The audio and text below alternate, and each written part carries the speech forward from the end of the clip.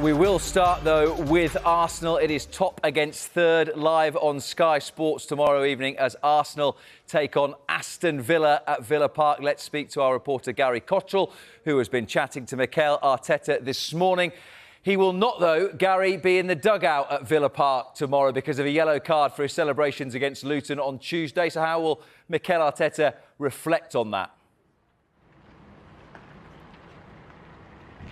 Yeah, he'll be in the director's box, he thinks, for that match. He's got some experience of looking after his troops, passing messages on to the players, not being in the dugout for a big game, because obviously during COVID, he caught COVID and had to be at home and gave advice and was involved in before, during and after the match from his front room. But yeah, different tomorrow because he's picked up a third yellow card for that celebration after that goal and that late win at Kenilworth Road on Tuesday night. A win that meant so much because it showed the commitment and the fight of the players, not just the talent and the ability, but the kind of thing that you need to win a Premier League, sticking with it till the very end, getting those vital wins when perhaps potentially some points were going to be dropped. And of course that meant that he did get that third yellow, and it means that he is suspended from the dugout tomorrow. He says he knows he's got to change. He says he can change. But when he was asked whether he actually wanted to change, given the choice, he said no. If he could, he'd want to celebrate, be bouncing up and down with his players at such big moments. And he says if they are the rules, then that's fine, but they should be the rules for everyone. And he was alluding to other managers who've celebrated in similar styles who haven't been given a yellow card. De Zerbi springs to mind. I think he ran out onto the pitch to celebrate in a recent game. So yeah, Mikel Arteta says maybe get a rope tight around him to keep him still and in the dugout for future games. Here's what he said. We have a boundary that maybe we have to extend, or we just need a very strong rope with the bench, so maybe we don't move. But we don't move means we don't move. All of us, we don't move.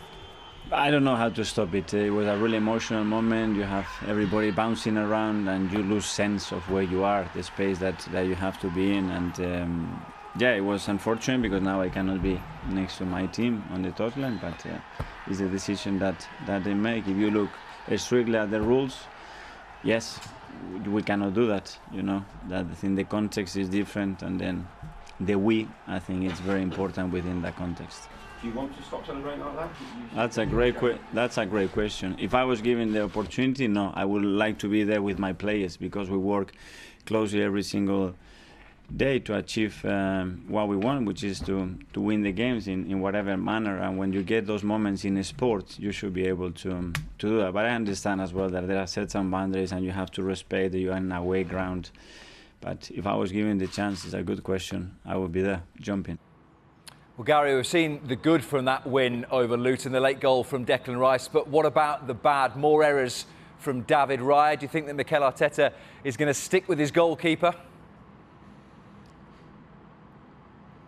Yes, I think he will stick with him. The exception might be the midweek game, a Champions League game away at Eindhoven. Arsenal already qualified for the knockout stages with a game to spare, so a bit of a dead rubber. Eindhoven also qualified in second place. That's not going to change either. So potentially, I think there'll be some of the players rested who would normally be involved in Premier League games and Champions League games, so perhaps Ramsdale will get a start anyway in midweek. But yeah, I think Raya will start at Villa Park tomorrow. Like you say, a couple of mistakes against Luton. I put it to Mikel Arteta because he really doesn't like answering questions about his goalkeepers. We've seen that before, and when the question comes, you can see he's getting ready for it and is reluctant to talk about it. So I tried to put it in a different way. I said to him, look, all players make mistakes, we know that.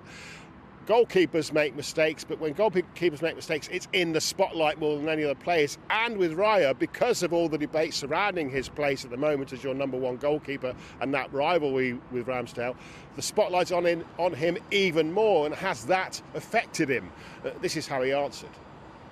Because the debate, but you got his form and what he has achieved since he's with us, and is really, really impressive. But what can I say? You know, I have 3 great goalkeepers. I'm really happy I have great wingers, that some of them are on the bench, but the question are not related to them. We have to accept that, but as well we have to support our players in the best possible way. We have to protect them and we have to get the best out of them. So I will focus much more on that. That every player needs the right support, the right love, and they deserve that. So Arsenal, top of the table, Gary. We know they're right in the mix for the Premier League title, but what about their opponents tomorrow? Aston Villa, fresh from beating the champions. Are they in the race as well?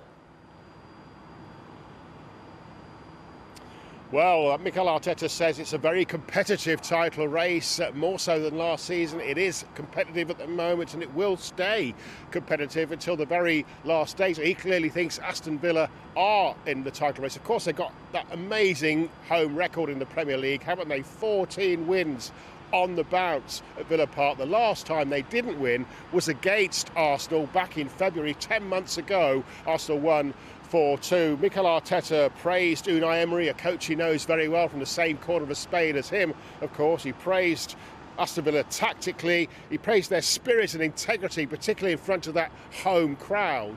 And he really does believe that it's going to be a difficult match tomorrow for Arsenal. No, I follow him since he was in Almeria. What he's done for every team has been always remarkable. He always improved the players, the team, the club, and he's Basque, like I am, and he's a manager that I really admire for what he's done in the game. He's done it in various countries, in different levels, and always been successful. So I'm really happy for him. Well, tactically, they were really well set up. They do 2 or 3 different things. They are really brave to play from the back. They really attract you. They have players between the lines that they can really hurt you. They have players in open spaces that are constantly threatening you. But not only that, I think it's the spirit that they created, the atmosphere, the intensity, and the belief that they have at the moment that they can go and beat anybody. No new injury problems over the last few days. Martin Odegaard, of course, the captain of Arsenal, will play his 1,000th Premier League game if he starts at Villa Park at Saturday night football. And Mikel Arteta and those problems he has with discipline and with the FA, well, of course, the standing matter of the anger that he showed after that goal at Newcastle, the way he criticised the referees, the way he criticised VAR. He had his meeting with the FA about that charge yesterday. He will hear today how he's going to be punished for that. Feeling is that he might get away with a fine for that one. So just the 1-match ban, he hopes, and that's at Villa Park tomorrow night for that yellow card at Kenilworth Road. Gary, thank you very much indeed. What a game this promises to be. Aston Villa against Arsenal. Coverage gets underway tomorrow, 5 o'clock, Sky Sports Premier League and main event.